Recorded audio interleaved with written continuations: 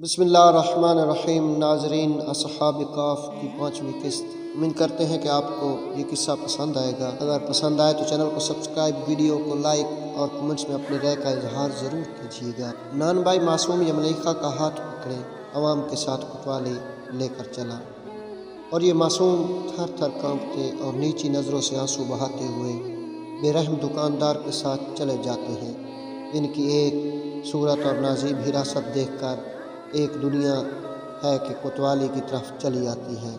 کوئی تو کہتا ہے کہ یہ کہیں کا شہزادہ معلوم ہوتا ہے، کوئی کہتا ہے وزیر زادہ ہے، نہ معلوم کیوں ایسے نوجوان ذیشان کو اس طرح کوتوالی میں لے جا رہے ہیں۔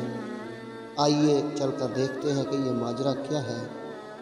غرض یہ کہ چلتے چلتے کوتوالی میں داخل ہو گئے، اور اب نان بائی نے کوتوال شہر کے سامنے معصوم یملیخا کو لے جا کر کھڑا کر دیا۔ اس نے یملیخا اور نان بائی کو دیکھ کر کہا، کیا بات ہے؟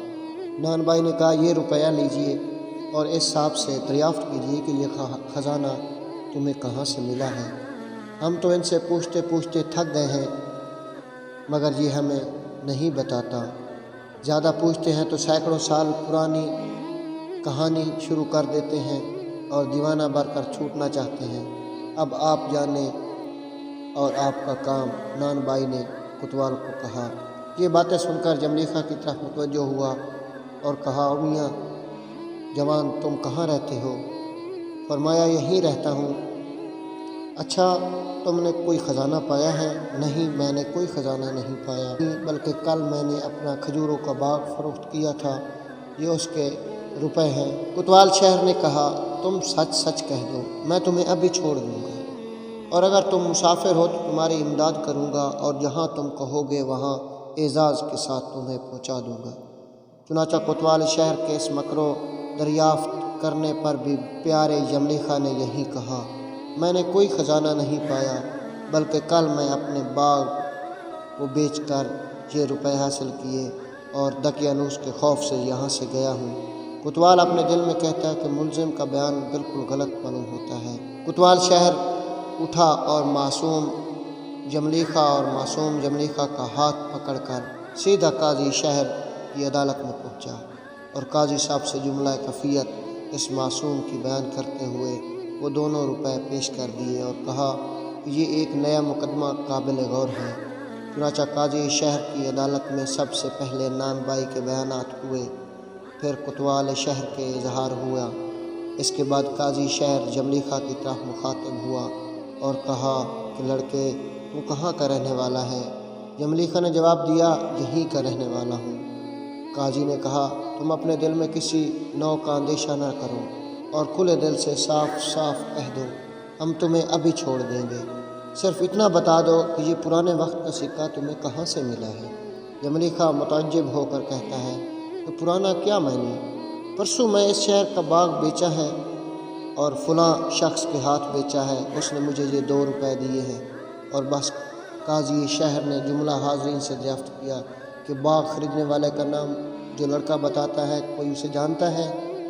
یہ عام جواب ہے، حضور، اس نام کا کوئی شخص تمام شہر افسوس میں نہیں۔ پھر قاضی شہر پیارے یملیخا سے پوچھتا ہے کہ اچھا، تمہارا مکان کہاں ہے اور تم کیا کام کرتے ہو؟ یملیخا نے کہا، میرا مکان فلاں محلے میں ہے اور میں بادشاہ دقیانوس کا وزیر اعظم ہوں۔ اس پر ایک کہکا ہوا اور عام سوال ہوا کہ کوئی اس کا نام محلہ ہے؟ اور دقیانوس کا وزیر بن کر عام مذاق ہوتے ہوئے صاف کہا جاتا ہے کہ یہ پاگل ہے یا بنتا ہے، جس کا مبارک چہرہ نہ پاگل بتا رہا ہے اور نہ بنتا آشکار ہوتا ہے، بلکہ قاضی شہر صاف محسوس کرتا ہے کہ یہ بالکل سچا اور عام خطاب کر کے کہتا ہے۔ لیکن بادشاہ کی پیشی سے پہلے ناظرین کو ایک بات معلوم کر لینی چاہیے، کیونکہ یہی راز اور یہی نکتہ ہے جس کے لیے خدائے قادر و قیوم نے یملیخا کو شہر افسوس بھیجا ہے، ورنہ اپنے پیاروں کو غار میں ہی کھلا پلا سکتا تھا۔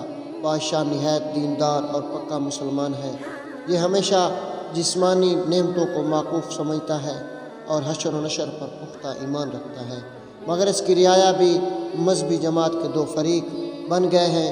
ایک فریق کہتا ہے کہ قیامت کے روز اسی جسم و جان کا پھر اٹھنا ممکن ہے، پھر اس پچھلے فریق کی طرف سے بادشاہ ہمیشہ مغموم رہتا ہے، اور ہمیشہ خدا کی جناب میں مناجات کرتا ہے کہ اے خدائے پاک و بے نیاز میری رعایا کو سچا ایمان نصیب کر، اور ان کے لیے پردہ غیب سے کوئی ہدایت کی روشنی دکھا، چنانچہ نیک نفس بادشاہ کی دعا قبول ہوتی ہے۔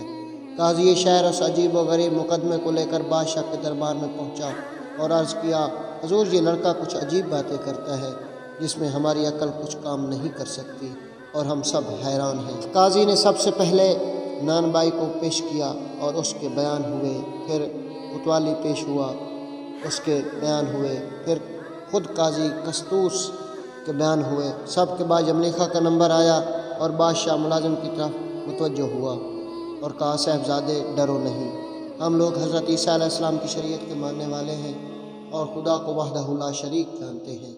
بس ہمارے نبی کی شریعت میں یہ لکھا ہوا ہے کہ جو کوئی خزانہ پائے وہ آدھا خزانہ شاہی میں داخل کر دے اور آدھا خود لے لے۔ لہٰذا تم ایسا کرو کہ نصف مال خزانہ شاہی میں داخل کر دو اور عزت کے ساتھ رہا ہو جاؤ۔ بادشاہ کے جواب میں یملیخا نے کہا کہ خدا بادشاہ کو سلامت و باکرامت رکھے، میں سچ کہتا ہوں کہ مجھے کوئی خزانہ نہیں ملا اور نہ ہی میرے کسی ساتھی نے خزانہ پایا ہے۔ یہ سب میرے ذمہ الزام ہے اور واللہ باللہ اس الزام سے بری و ذمہ ہوں۔ پھر بادشاہ نے دریافت کیا کہ تم کہاں کے باشندے ہو؟ یملیخا نے جواب دیا، میں اسی شہر کا رہنے والا ہوں۔ اچھا کون سا محلے میں رہتے ہو؟ فلاں محلہ۔ باپ کا نام کیا ہے؟ افراسینا۔ پھر بادشاہ نے پوچھا، تمہیں کوئی جانتا ہے؟ یملیخا نے بہت سے معززین و عمراء شہر کے نام لے دیے۔ اس بادشاہ نے اپنے دربار کی طرف دیکھا، عام ہاتھ اٹھ گئے کہ ہم ایک نام سے بھی واقف نہیں۔ نیز اس سے بادشاہ تمام شہر افسوس میں ایک آدمی بھی ان ناموں میں سے نہیں ہے، البتہ ایسے نام کبھی صدیوں سے پہلے ہوا کرتے تھے۔ اچھا اے حاضرین، جہاں کا یہ اپنے آپ کو باشندہ بتاتا ہے اس نام کا کوئی محلہ ہے؟ حضور تمام شہر میں اس نام کا کوئی محلہ نہیں۔